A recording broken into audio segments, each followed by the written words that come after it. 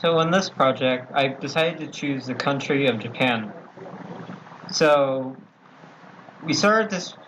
The city we chose in the third quadrant was Hiroshima, and our goal was get to Sapporo in quadrant one. So with this knowledge, we first used a vector one to travel from Hiroshima to Kyoto, and we traveled by a train to visit all the temples located there. And the horizontal component of the and the vector notation was 2, 0.4. The 2 represented the horizontal component of this vector, and the 0.4 represented the vertical component, which means that it went 2 right and it went 0.4 units up. From Kyoto, we went to Tokyo using another vector, and we decided to travel by another train because it's easy and less expensive.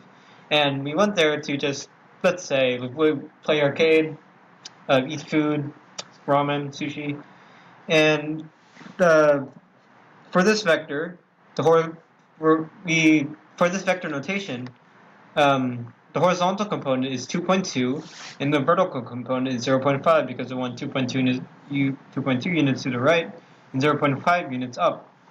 So from Tokyo, we decided, since we were still in Asia, why not check out another country? And we decided to go to South Korea. And we used another vector, and the vector notation for this was negative 7.2 and 1.5, because it went 7.2 units left and 1.5 units up. From there, we were almost reaching our goal, but we just need to reach Sapporo. So we need only one more vector. So we decided to take a plane this time. Well, if we go back, we also took a plane to Tokyo to Seoul, because there's no other way unless you take a boat.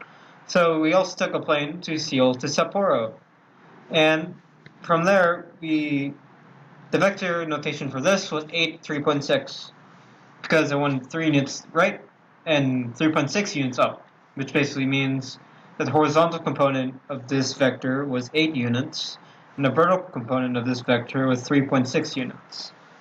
And thank you. Overall, I think based off this, if we were to draw a vector from Hiroshima to Sapporo, just going straight there, it would be 5. The horizontal component would be 5, and the vertical component would be 6. Okay, thank you.